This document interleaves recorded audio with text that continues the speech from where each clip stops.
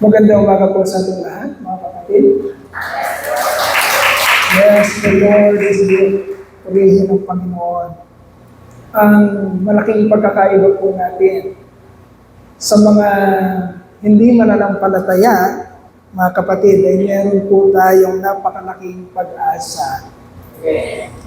At ang napakalaking pag-asa po natin ay hindi naman nakasalalay sa mga bagay na temporal, sa mga bagay na pisikal, sa mga bagay na nakakamtan po natin dito sa lupa.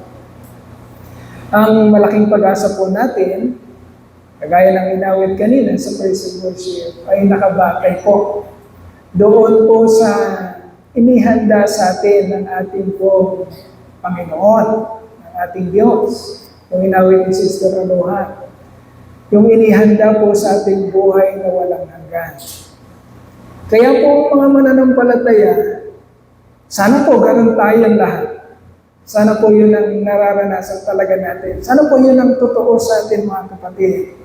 Na tayo pong mga mananampalataya ay bagamat merong konting kalungkotang nararamdaman sa ating pong isipan, sa ating puso, kapag naiisip po natin yung mga bagay na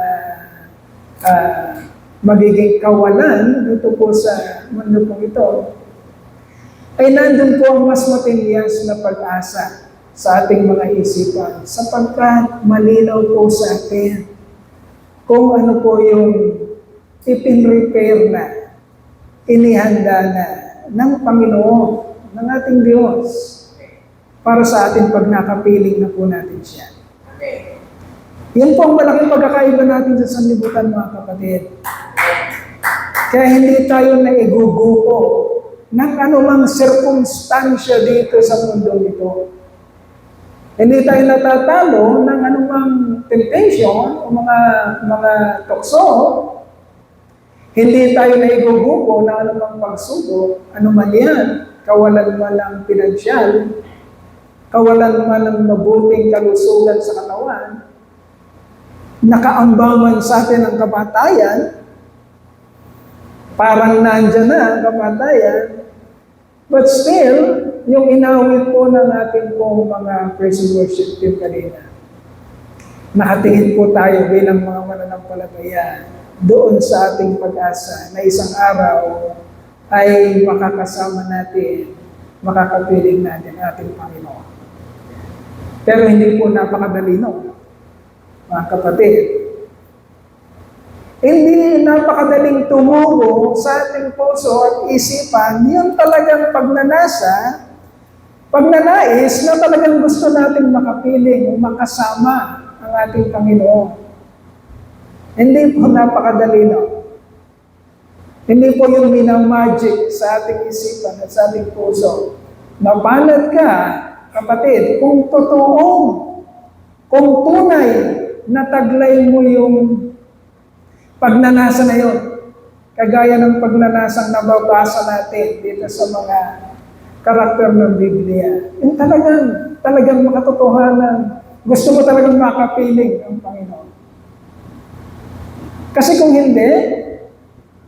hindi totoo yan sa atin mga kapatid, napakahirap isipin ng kamatayan sapagkat ang ating pag-asa ay nananatili lamang dito sa lupa. Nakabase lang sa kung ano yung magandang nangyayari sa atin dito sa lupa. But our hope, kagaya ng mensahe ng mga awitin kanina, mga kapatid, our hope as a Christian, at kailangan maging makatotohanan ito sa atin. Our hope is in the promises of God, is in the eternal life, ang buhay na walang hanggan, na sukat o higit na napakailam sa kung anumang mararanasan mo ng temporary dito sa mundong ito. Yung mga kapatid, because this is our year-end message. This is the last message of 2024 at ipapakita sa atin mga kapatid ng Panginoon Napakita sa atin ng Panginoon kung ano yung para sa ating kagalakan at kumpiyansa na nagtatrabaho talaga ang Panginoon sa ating buhay. Babalik tanawin natin sa hinaba-haba ng pagtatrabaho, hinaba-haba ng panahon, pagtatrabaho ng ating Diyos, hindi lang sa ating mga individual na buhay, maging sa kung ano yung pinapakita niya sa ating iglesia. Babalik tanawin natin, ano na ba? Yung mga magagandang bagay na ginawa ng Diyos, na nagpapatunay na siya nga ay nabubuhay, namamahay, namumuhay, nakikialam, nangungunit, nagsasaayos ng ating buhay bilang mga mananampalataya, especially sa ating pong iglesia, ang Truth and Life Christian Church. Ilang taon na tayo? 41 tayo last year, this year, 41 tayo, mga kapatid. Sa 2025, magdarawas po tayo ng 42 years of existence. Ganon na po tayo katagal. At ang ating kumpiyansa ay nagpapatuloy, ang ating kagalakan, kasiyahan, kaligayahan, pag-asa, nagpapatuloy na tayo ngayon nasa Panginoon, na ang Panginoon nga ay sumasa atin, dahilan po, mga kapatid, sa mga experiences. Ano yung experiences? Mga karanasan. Kasi kung wala tayong karanasan, mga kapatid, mag-uwihan na tayo. Mag-uwihan na tayo kung wala tayo sa 42 years na ating existence as Christians at wala tayong nararanasan sa Panginoon. Ibig sabihin, mga kapatid, kapareho lang tayo ng mga tao sa labas. Hindi talaga tayo sinasamahan. Hindi talaga tayo pinamamahayan.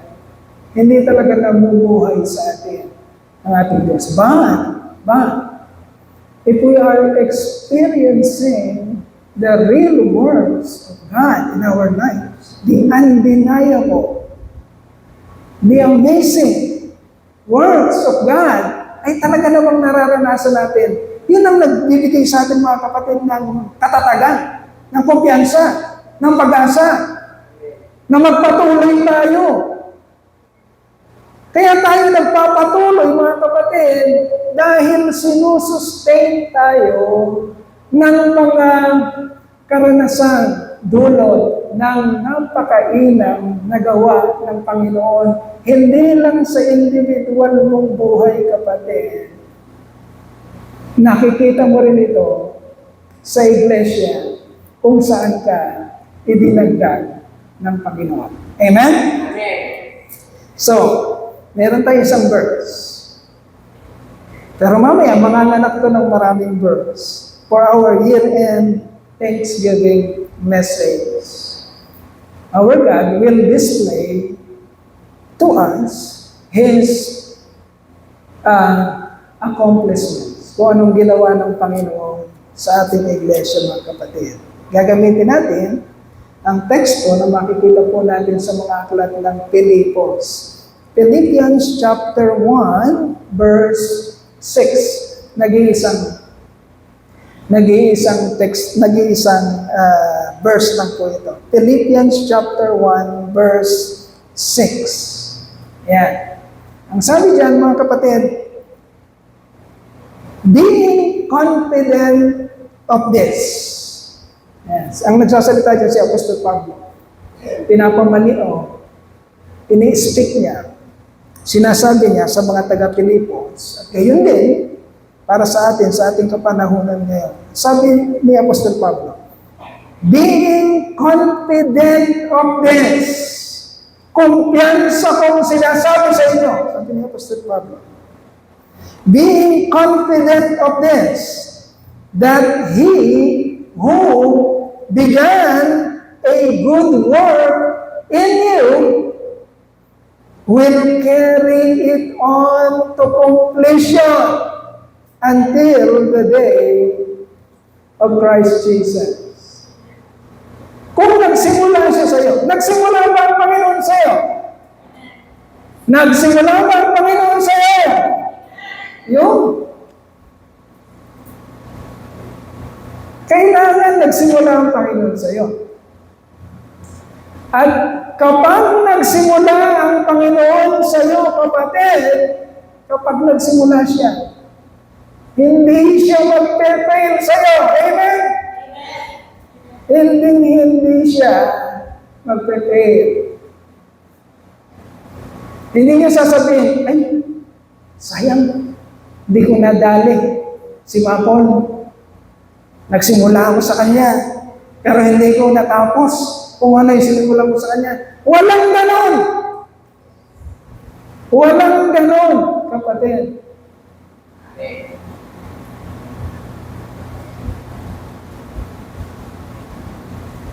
Kapag nagsimula ang Panginoon sa iyo, hindi siya tao na kagaya natin na sinungaling. Hindi siya tao na kagaya natin na pagkayari niyang pangako ay biglang tatalikuran ang kanyang pinangako. Hindi siya ganun. Hindi ganun ang ating Diyos. Ang sinimulan niya sa iyo, kapatid, tandaan mo yan. Dahil kumpiyansa itong sinasabi ni Apostol Pablo, dahil nararanasan niya ito. Na-experience niya ito. At yun din ang gusto niyang sabihin sa atin. Amen. Na maranasan natin, na mapatunayan ng Diyos sa ating buhay. Sapagkat kailangan natin yun. Kailangan natin ang katatagan ng tapang kumpiyansa sa pagharap sa mga pagsubok ng buhay na ito. At yung kumpiyansa na yun, mga kapatid, listen very carefully.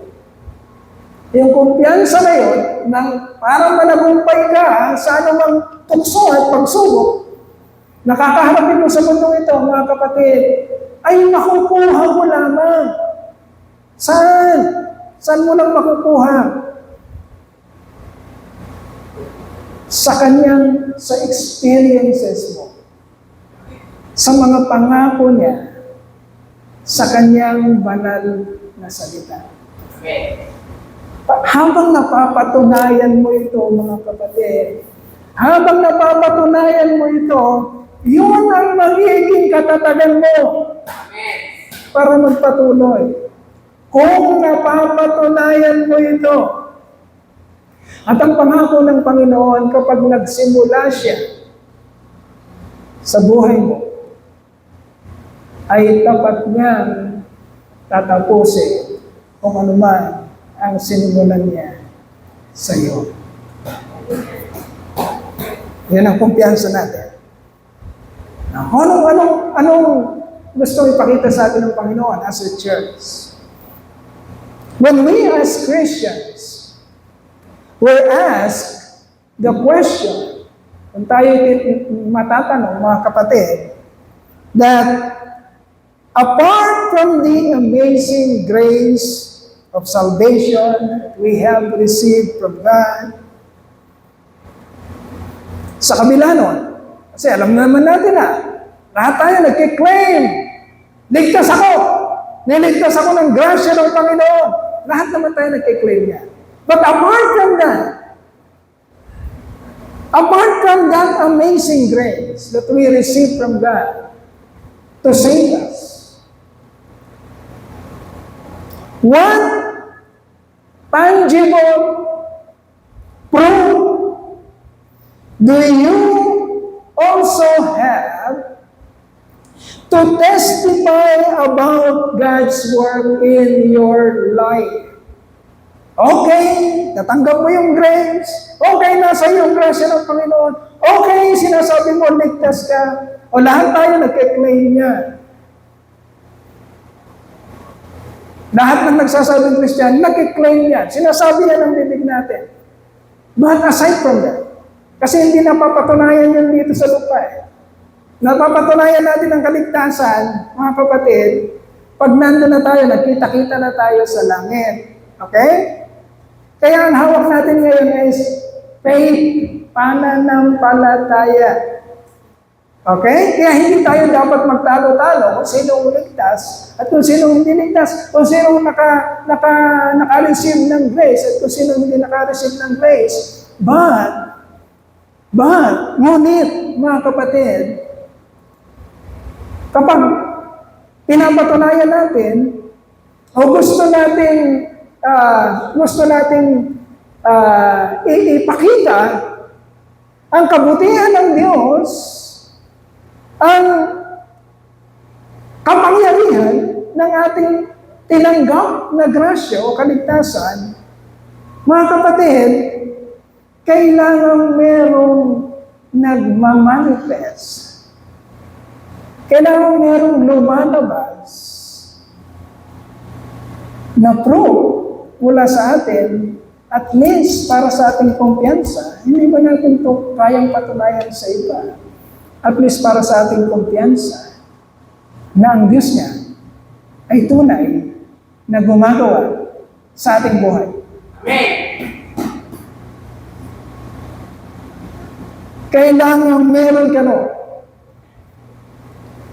The tangible proof that we also have, aside from that amazing grace, to testify about God's work in our life. Does God really work in your daily life? Do you really experience His presence? Okay? Nararanasan mo ba? So today, my dear brethren, for our confidence, okay? Listen very carefully. For our confidence na totoo ba na ang Diyos ay nandito sa church na to? Amen. For our confidence, mga kapatid, kailangan nasasagot natin yung mga tanong na yun sa ating isipan. Totoo ba na ang Diyos ay nagtatrabaho at nakakasama natin dito sa iglesia na ito? So today, as a year-ending message, we will talk about some of the obvious highlights of God's accomplishment. Hindi natin accomplishment, God's accomplishment. Hindi natin accomplishment. Kailangan maging malinaw yun. Wala tayong ite-take na ginawa natin. No? Yung ginawa ng Diyos na magbibigay sa atin ng kumpiyansa that God is really working in our church. The highlights of God's accomplishment, not just in our individual lives, but especially in our beloved church, Truth and Life Christian Church. What God has done in our church, mga kapatid, is not an overnight work. Kaya sinabi natin kanina, ilang taon na tayo? 41, turning 42. Hindi, ang trabaho ng Lord, mga kapatid, hindi naman overnight na nag-magic siya.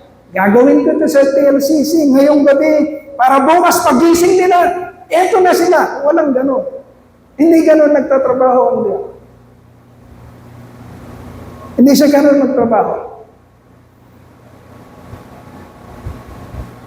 Unti-unti niyang minumolde ang ating puso, ang ating isipan, ang ating perspective, ang lahat sa atin, hanggang maigiyan niya tayo na gawin natin kung ano yung nais niyang makita, hindi lang sa ating individual na buhay, maging sa kanyang ministeryo na ipinagkatiwala niya sa iglesia. Okay? This is not an overnight work, but a long process of molding that needs years to accomplish. There are so many accomplishments na pwede nating isa-isahin, but we will highlight only some of them. Apat. Okay? Ano ang ginawa ng Diyos sa ating, number one, theology. Number two, relationship.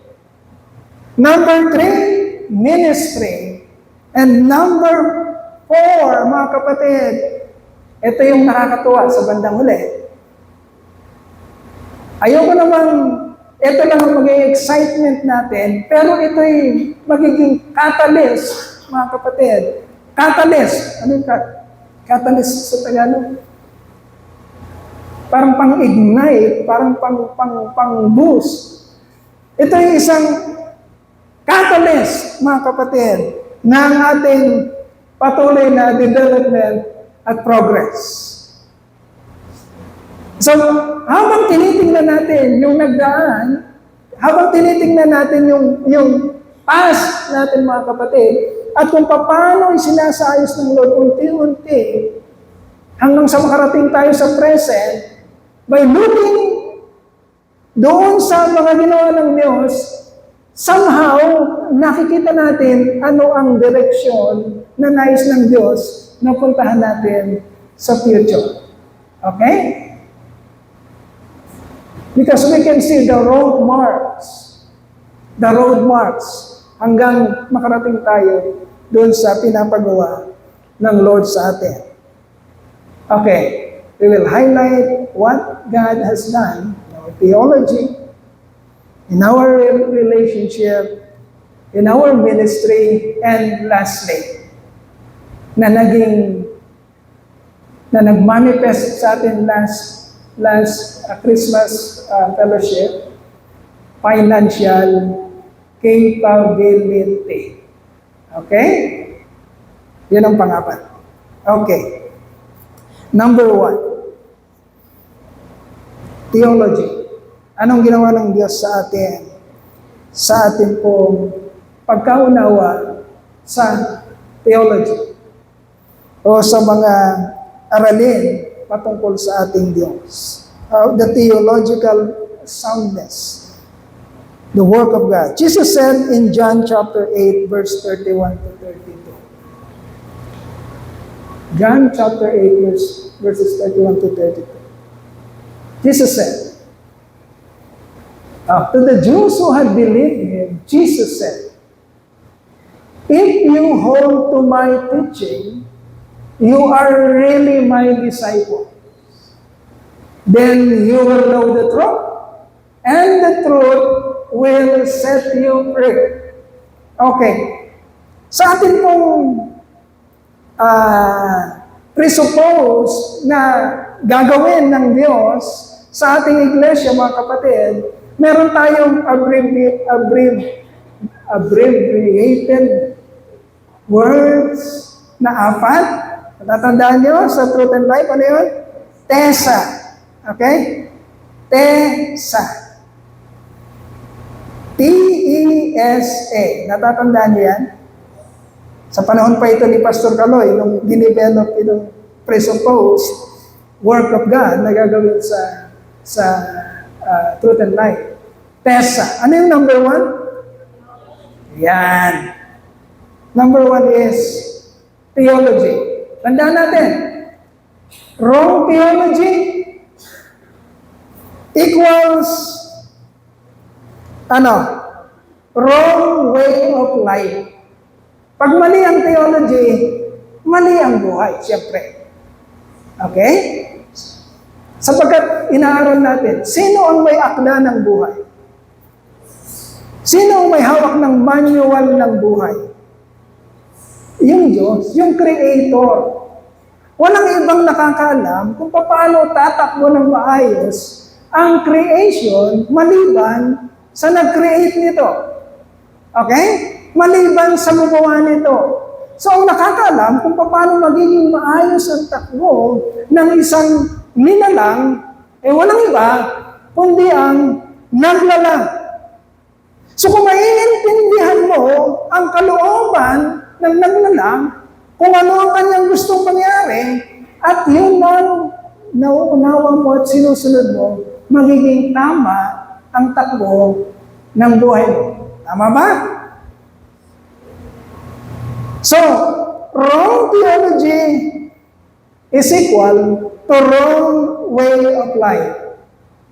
Sa kabaligtaran naman, right theology equals correct way of life.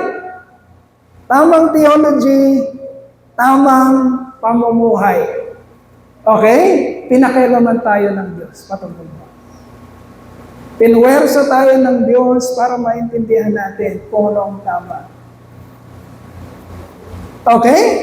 The undeniable manifestation of spiritual awakening, my dear brethren, is the enlightenment about God and about His will. Okay? Yan ang pinakamalaking manifestasyon na ikaw nga ay na-enlighten o nabuhay ang iyong spirito. Darating at darating ang pagkakataon sa iyong buhay, madidevelop mga kapatid. Unti-unting madidevelop at magpo-progress ang iyong pagkaunawa patungkol sa Diyos. Sino siya? Ano ang kanyang kalooban? Ano ang kanyang ginawa? Paano ito naka-apekto sa buhay mo? Okay?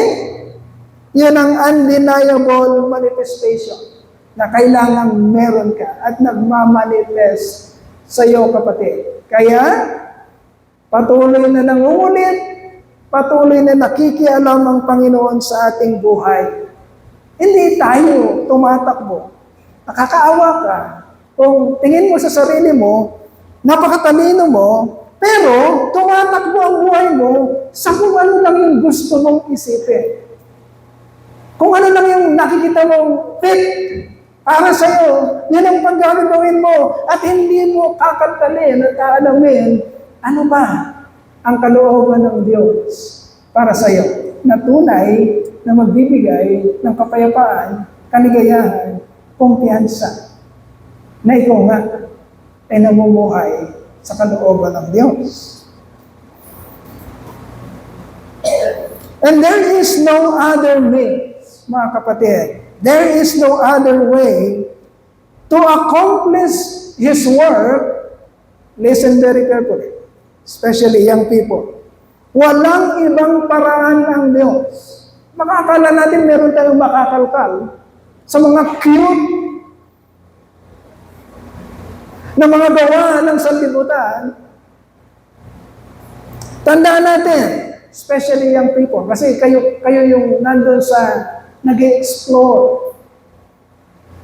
At pag ang una niyong nakalkal, o una niyong nagustuhan, i-desire na alamin sa mundo, ay patungkol lang sa mga kalayawan ng mundo ito, nakakaawa kayo. Gaano man kayo tinuturing yung sarili niyo na successful sa mundo ito, gaano man niyo nakikita ang sarili niyo. Kapag ang nauna niyong kinakalkal, inaalam, ay mga bagay patungkol lang sa sarili niyo, patungkol lang sa kaligayahan niyo, pansarili, nakakaawa kayo. Sapagkat darating ang wakas. At ano ang kumpiyansang tataglayin mo kapag humaharap ka na sa wakas, pag masisira na ang mundo kung saan mo inilagay, ininvest ang sarili mo, kapag ka binabalong mo na ng Diyos ang sandaigdigan, anong magiging kumpiyansa mo? Kung nakikita mong unti-unti nang nasisira ang lahat ng bagay na naipundar mo, samantalang hindi mo binigyan ng pagkakataon ang iyong sarili na maintindihan at malaman ano ba ang inihanda sa iyo ng Diyos sa buhay na walang hanggan.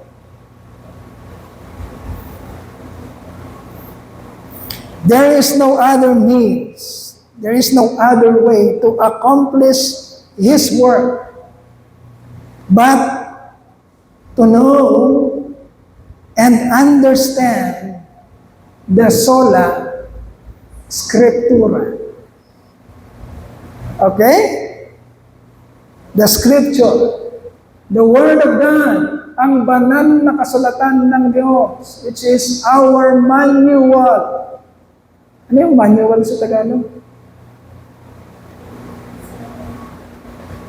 Batayan. Batayan ba? Batayan ba? Na nag-iisa nating batayan kung papaano tayo liligaya sa buhay na ito at sa piling ng Diyos. So this is the first letter in our TLCC presupposition of God's work in our church. Theology. Okay? Tandaan natin, right understanding, tamang pagkaunawa about the gospel.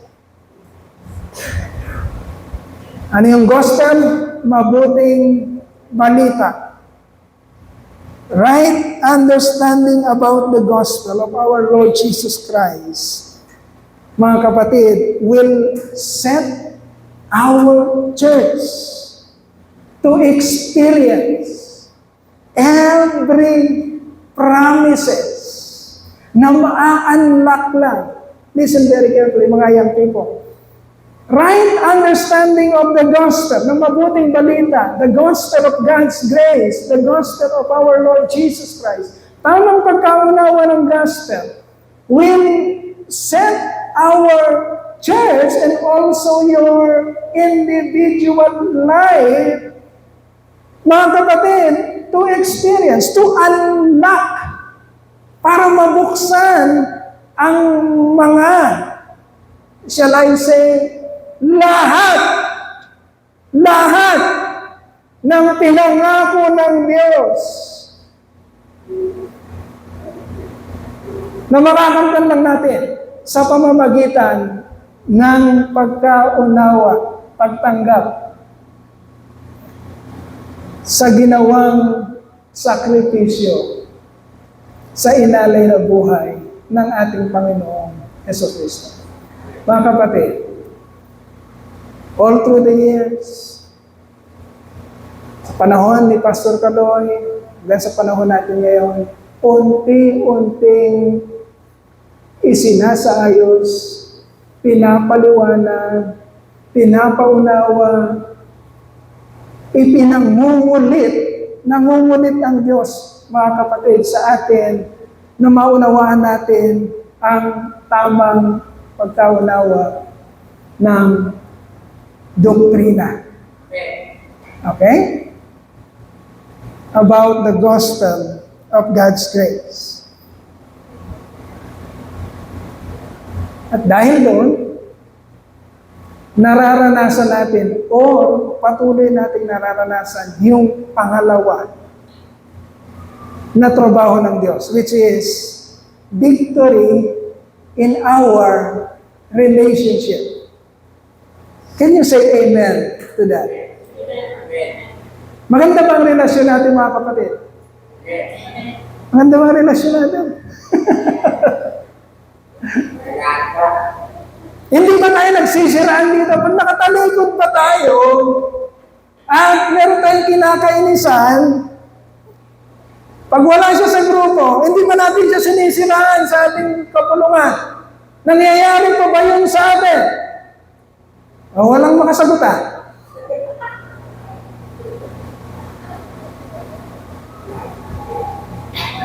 Nagmamahalan ba tayo ngayon, mga kapatid?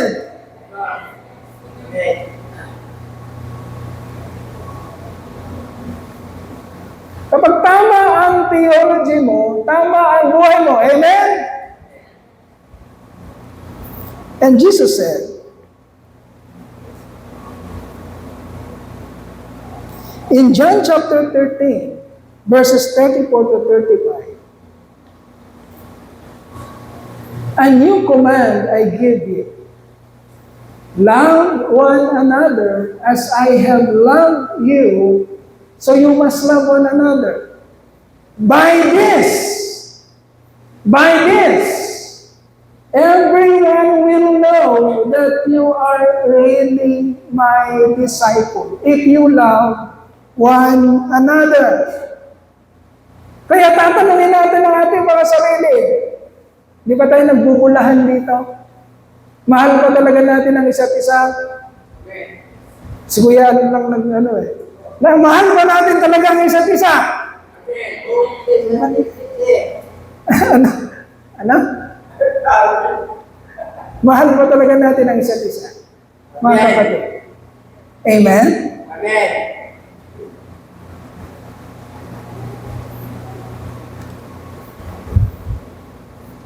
The best fruit, mga kapatid, ang pinakamahinam na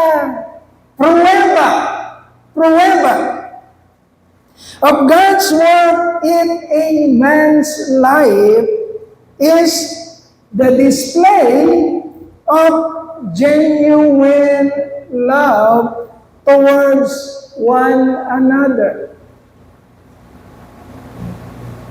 Yun ang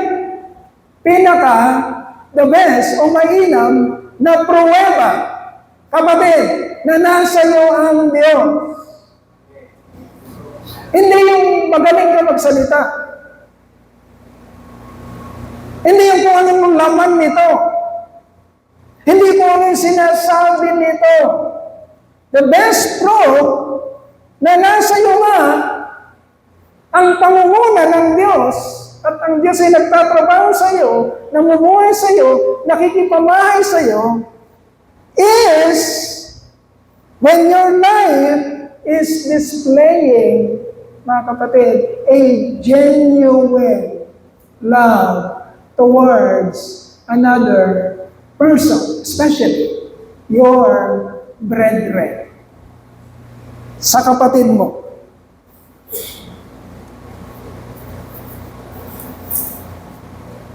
And it is also, ito rin mga kapatid, yung mahirap ma-achieve. Yung mahal natin ang isa't isa, ang hirap i-achieve noon. This church is 41 years old, 42 years old.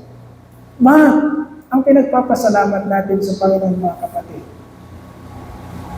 Kung mag-a-agree kayo, is nararamdaman natin ngayon ang genuine na pagmamahal sa isa't isa. Amen? Amen? Sandali. Nararamdaman niyo ba yan o hindi? Nararamdaman. Ayan. Sa pilitan ba ito o hindi? Nahihiya ba kayo kay pastor o hindi? Totoo bang nararamdaman niyo, mga kapatid? Na nagtrabaho na ang Panginoon sa atin? At nararamdaman natin ang genuine concern at genuine na pagmamahalan ngayon din. Amen ba? Ayan. Dapat magkakaintindihan tayo. Or else, hindi magiging makatotohanan ang binigay na mensahe ng Panginoon sa atin ngayon. Okay? Number 1, inayos niya ang ating theology. And as a result, mga kapatid, nagmamanifest ito sa ating buhay, ibinigay niya o tinatrabaho niya yung pinakamainam na pruweba na siya ay gumagawa na sa atin, which is, tayo mga kapatid ay nagmamahalan. Dahil ang sabi ng Panginoon, by this, sa pamamagitan ng pagmamahalan na ito, mapapatunayan niya na tayo ay mga disipulo ng Diyos kung tunay tayong nagmamahalan sa isa't isa. Kaya ingatan mo ang kapatid mo. Sapagkat pagkatapos nito, tatrabaho na naman ang kalaban, gagawa siya ng paraan para ipakita sa atin na, di totoo yan. Nainis ka sa kapatid ichichismis mo na naman siya. Gagawa ka na naman ng mga dahilan para sirain yung kapatid mo. Kailangan maging makatotohanan, mga kapatid. At nakikita natin yan. Hindi naman tayo nagluloko-lokohan dito. Nakikita natin. Itong mga nakakaraang panahon, nararamdaman natin at nararanasan at nakikita that we as a church have a genuine concern, and love for each one of the brethren. Okay?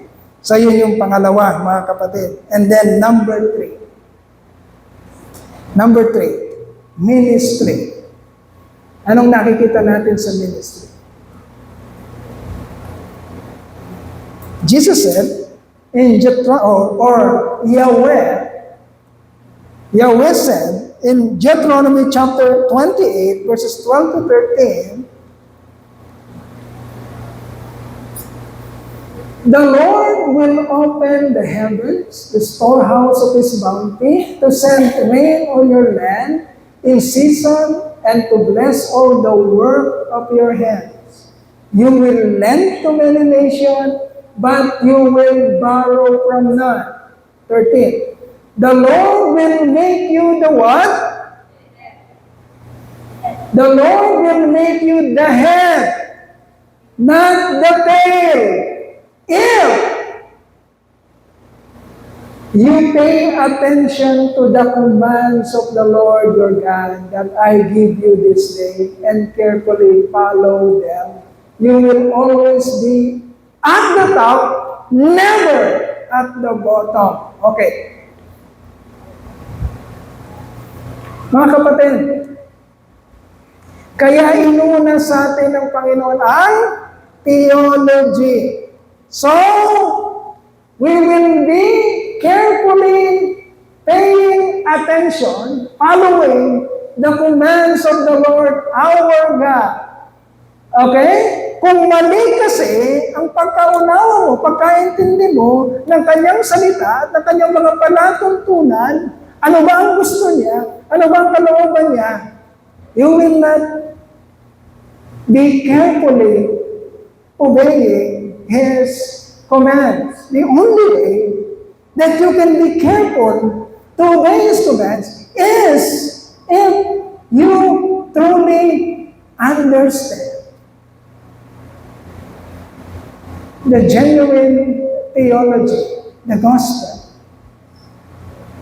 the grace of God, na pinagbuwisan, pinag-aksayahan ng buhay ng anak ng ating Diyos. Kung tunay mong nauunawaan yon, kapatid.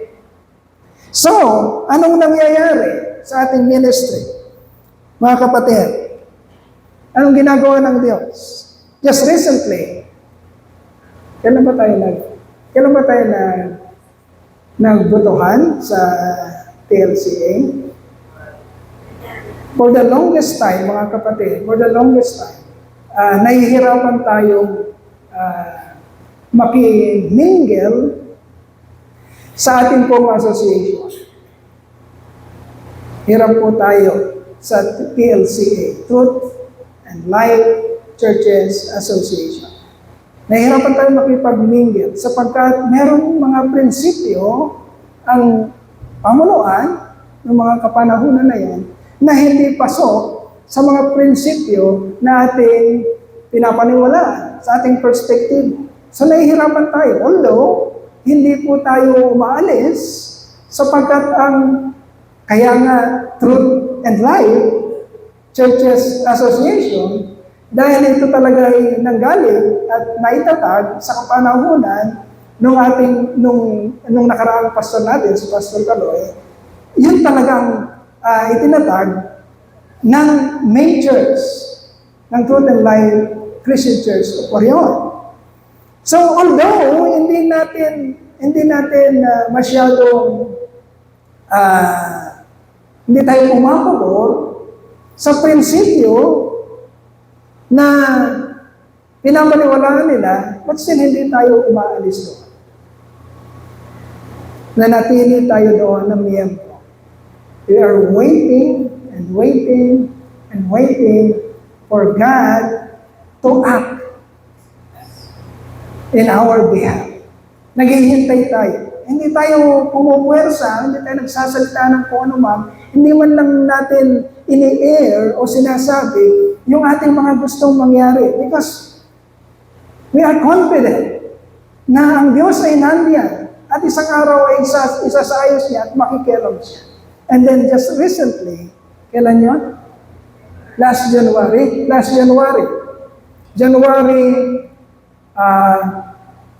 2024 din. Last January 2024, finally, nag-intervene ang ating Diyos at pinakita niya without our hindi tayo ang tawag doon, nagpaplano, hindi tayo nag-uusap-usap dito, hindi tayo nagpaplano as leaders. Kung paano natin isasaayos ang TLCA. Hindi natin ginagawa yun. Hinahayaan natin ang Diyos na mag-intervene. And finally, last January, God gave us the leadership of the association. Okay? Kami namamanghan, andito si Pastor Jonathan. Ayan, si Pastor Jonathan. Kami namamanghan nila Pastor Jonathan dahil hindi kami nagpaplano. Hindi kami nag-uusap. Dahil alam naman namin na ang ating delegation ay napaka-konti. Because today, mga kapatid, ang delegated churches ng Truth and Light ay nasa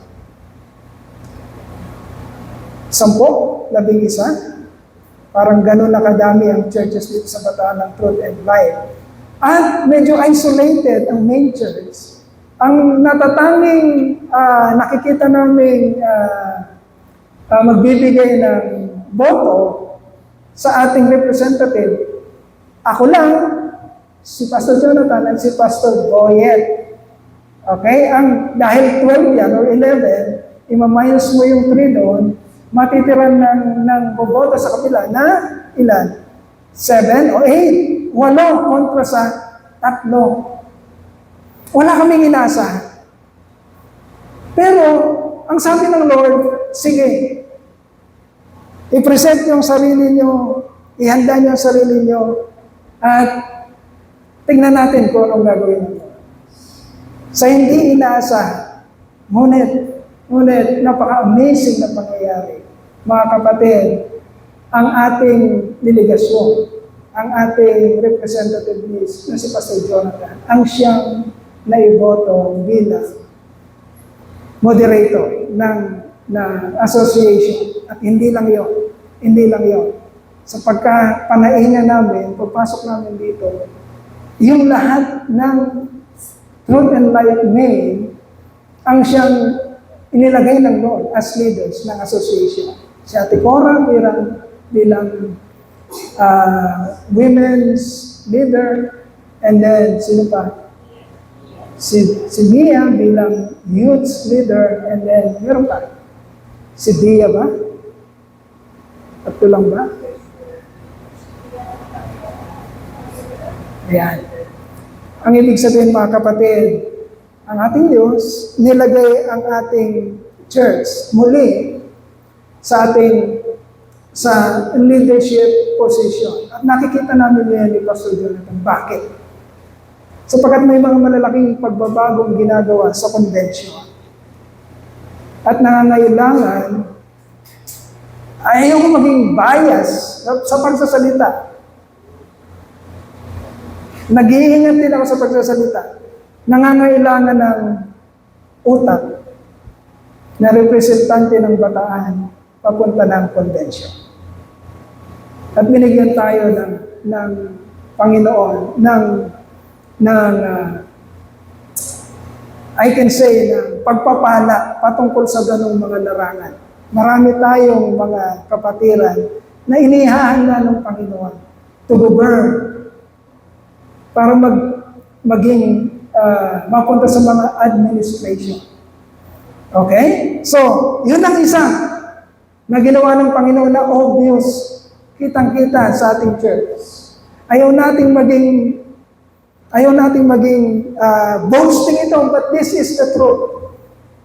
Ang gusto kong maging kumpiyansa niyo, mga kapatid, na ginagawa ng Diyos, na hindi pinaghahandaan, na hindi pinag-uusapan, at kusang ginagawa ng Diyos sa ating iglesia. Yun yung pangatlo. Okay? Na obvious. And then, this is the last accomplishment of God in our church. At nakikita ko, nagsisimula ito ngayon, at makikita natin ang progress nito at development nito habang nagpapatuloy tayong manindigan sa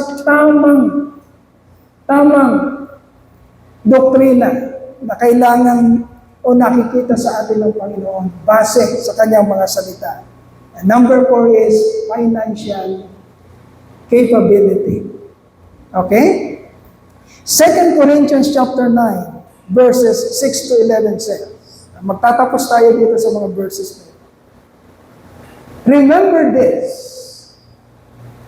whoever sows sparingly will also reap sparingly, and whoever sows generously will also reap generously. Ibig sabihin, pag nagbigay ka ng o naghasik ka ng konti, aani ka ng konti.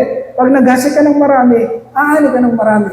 Each of you should give what you have decided in your heart to give, not reluctantly or under compulsion, for God loves a cheerful giver. And God is able to bless you abundantly so that in all things, at all times, having all that you need, you will abound in every good work. As it is written, they have freely scattered their gifts to the poor. Their righteousness endures forever.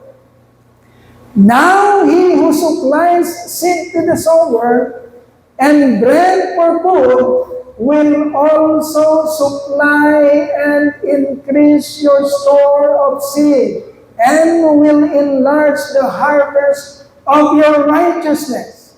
You will be enriched in every way so that you can be generous on every occasion. And through us, your generosity will result in thanksgiving to God. Okay. Paano natin yan nakikita sa ating mga kapatid? Paano yan nagmamanifest sa ating church? Dito tayo magpo-focus. So, ito lang, kailan yan? Christmas fellowship natin. Last Sunday lang. Ito lang last Sunday mga kapatid. Anong nakita nyo? Anong nangyari? Maaaring hindi natin ito napapansin. Ano nangyari? Ilan ang tumayo dito? 20, pero kinat natin yun. Ang lahat ng nagbigay o nagpagamit, nag-accept ng challenge na magpagamit sa Panginoon mga kapatid, dun sa aking listahan, is 27 brothers and sisters. 27 heads. Okay? Sila yung mga nagpagamit na tumayo para bigyan ng kaligayahan ang mga bata na ginagawa lamang natin once in 365 days. Once in a year.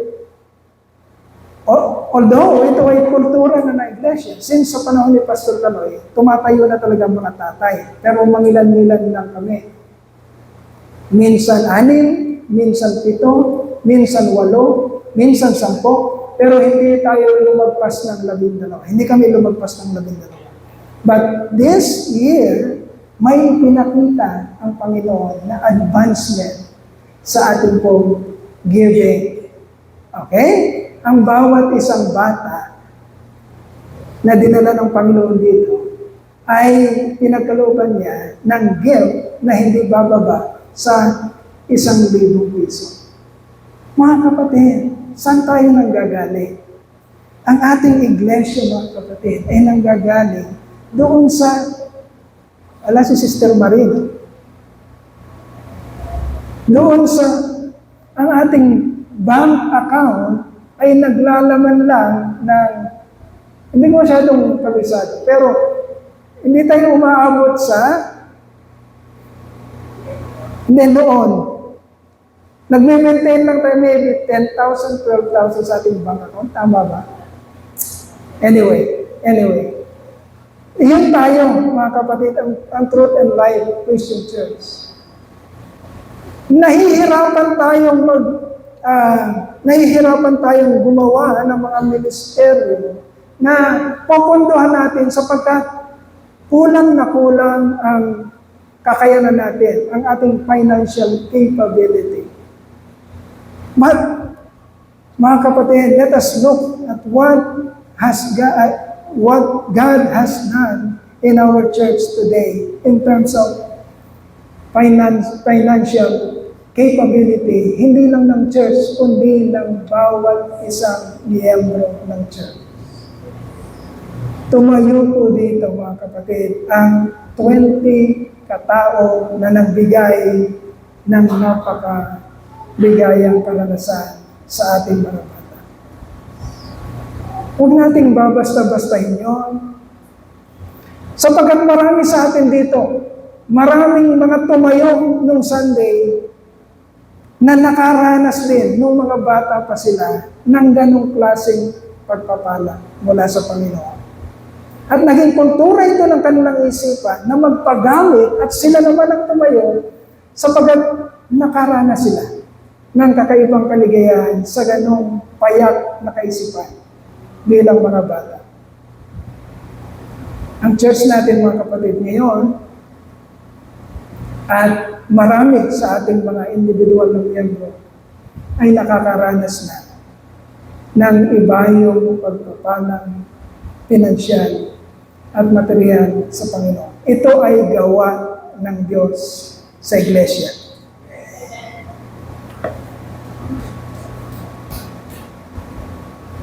And we are looking forward, my dear brethren, we are looking forward for further development, further progress, sapagkat marami na tayo ngayong mga, kung hindi sila aalis. Okay? Kung hindi sila aalis ng iglesia. Marami na tayong matatalino. Tama ba, matatalino ba kayong mga young people? Na magsisipagtapos ng kanilang pag-aaral. Napakarami na. Meron na tayong mechanical engineer, 2 na sila. Pastor Jonathan, si Brother Jeff, civil engineers, marami na ditong civil engineers, si Brother Paulo, si Brother Miko, Sister Janine, ang dami na. Sana, kung lulubin ng Lord, magkaroon tayo ng electrical engineer. Amen ba? Meron tayo nagre-review electrical engineer ngayon. Meron tayong nagre-review accountancy. Meron tayong mga IT na nag-graduates dun sa likod.